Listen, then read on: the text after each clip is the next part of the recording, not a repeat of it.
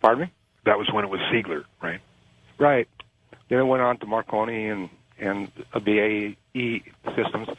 But we were the owners went and called for a meeting in the conference room one afternoon. And I went in there. Me and a coworker, we were the first ones there. We were waiting for the others to show up. And at the end of the table, there's a projection screen just went up on its own. And he and I looked at it. We looked at each other, shaking our heads. And what happened to the screen? It just shot up by itself. Well, maybe it just had a short or something. Well, at the end of the meeting, I talked to my supervisor. We were talking about it. And he says, yeah, this was Bill Lear's favorite room. Had a tucked-in coffee machine, used to kick back in there, I guess. Oh, that was John Lear's father's favorite room, you're saying? Right. Oh, okay. Well, that's interesting. A little tidbit for you there, yeah. John Lear. Interesting. Okay, thanks, Richard. Appreciate you being on the program. Next up, Wild Card Line. You're on Coast to Coast. Hi there. Hello. Yes, take it away. Yeah, this is Jeff. I'm a truck driver going across to Montana here. All right. I used to work at the Livermore Labs when I was in high school, a kid. I was wondering how involved were they in these programs? They were at the top. Dr. Teller headed Lawrence Livermore, and Dr. Teller was head of the UFO program. Okay, I when I was working there, I started out as high school. It was part-time. They sent me down to the salvage yards, and we'd separate material down there. And there were several times that they would bring really strange stuff in there, and there would be like a group of men bring things into the salvage yard, and we weren't allowed to go over there until they were done taking what they needed out, and then we'd go over there and dismantle it and put like the stainless steel in the wiring in different hoppers so they could be recycled. Yeah. And I was just, I know that there was a large underground complex there between there and Sandia across the street. But I developed thyroid disorder, and I was curious if there would be anything that could tie that to the radiation lab. Now, that's really interesting that there was a place across the street called Sandia. Tell me about that place. Or was straight across the street from Lawrence Livermore Labs is what they called it. I was in there in 70, 71. And what was in Sandia? I have no clue. See, I was only cleared to work at the Livermore Radiation Lab. Okay, thanks, George. The reason that's so interesting is one of the ways they keep things secret is they named different projects the same name. For instance, Sandia was the original name of the operation there at Kirtland Air Force Base. Okay. And then Sandia is also the name of the secret runway and facility up at the Paiute Mesa within the test site. And then now there's another Sandia. So it's pretty interesting. They sure like that name. So you'd be totally confused whatever they were doing. Right. If the Sandia comes up accidentally, somebody would think, oh, yeah, that's just that place over at Albuquerque. Right, and off they go. Let's go to our first-time caller line. Welcome to the program. Hi. Hello, George. Yeah, go ahead, sir. Okay, John, you're blowing me out the door. Listen, I talked to an engineer that worked on the capsule that fired up on the pad and burned up the astronauts. Yeah. And he said that the wiring on that thing was atrocious. Yeah, it and was. He almost lost his job over fighting them, that it wasn't fit to take off. Right. And I don't know if, how many people knew that, but I think that's a plug against NASA for sure.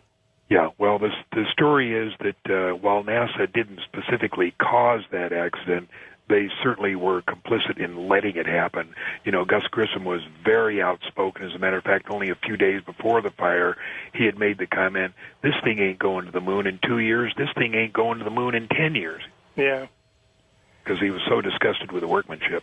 So anyway, that's one thing. But another thing I wanted to say, I saw a spaceship go in front of the moon one night, and it had to be about 2,000 feet long. It was the hugest thing I ever saw in my life. and it was in orbit around the Earth. I know it was. Yeah. But the thing that blew me out the door was that the thing was so vivid. It was the vividness of it seemed like you could just reach out and touch it. Yet I know it was in orbit. Was it one of those huge triangular-shaped objects? No, it was a cigar shape, but it was pointed on each end.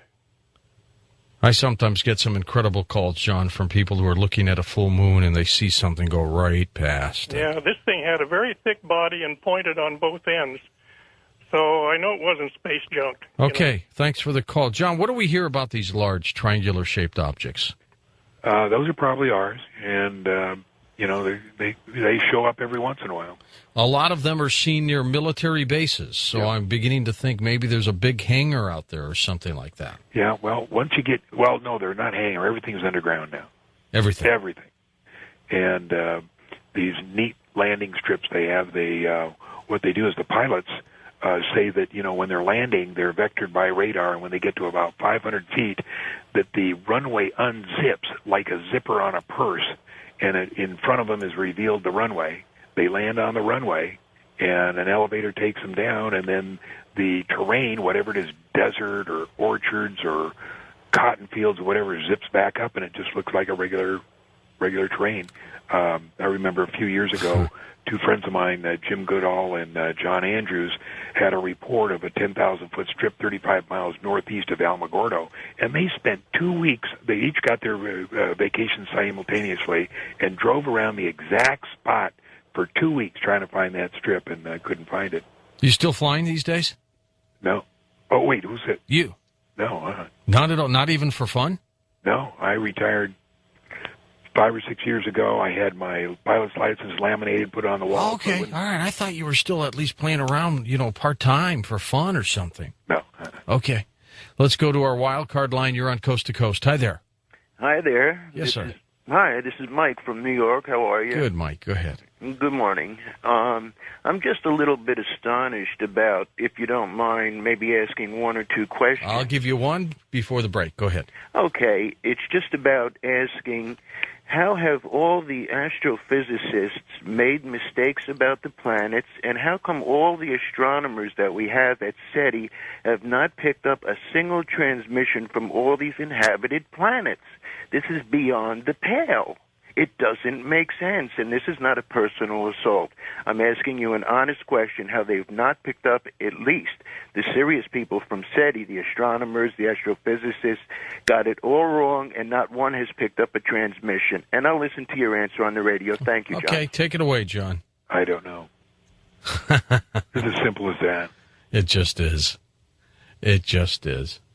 Okay, well, we're going to continue to take phone calls. We've only got a half an hour left with our guest, John Lear, tonight. So if you want to just jump on board, if you can get in, because I will forewarn you, the lines have been busy all hour. If you need to email me, that's simple, George at Coast2, coasttocoastam.com. We'll be back in a moment. Final phone calls with our special guest tonight, John Lear, right here on Coast to Coast AM. We're going to take your calls, but we're going to wrap up this hour again with the Lear disclosure. It is a classic, and I want you to hear it one more time.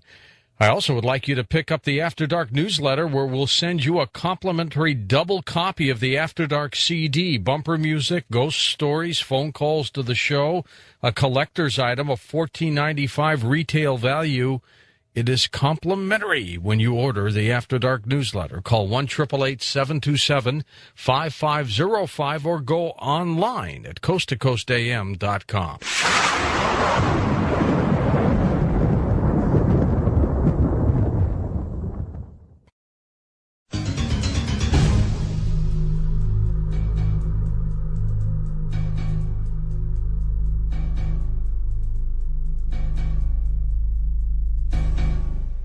And welcome back to Coast. George Norrie, John Lear, and your phone calls.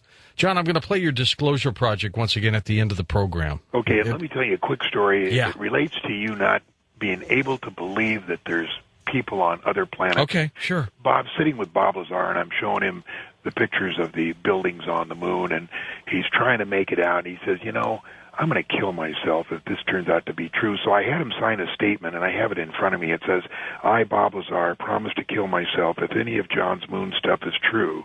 Signed, Bob Lazar, August 23rd, 1996.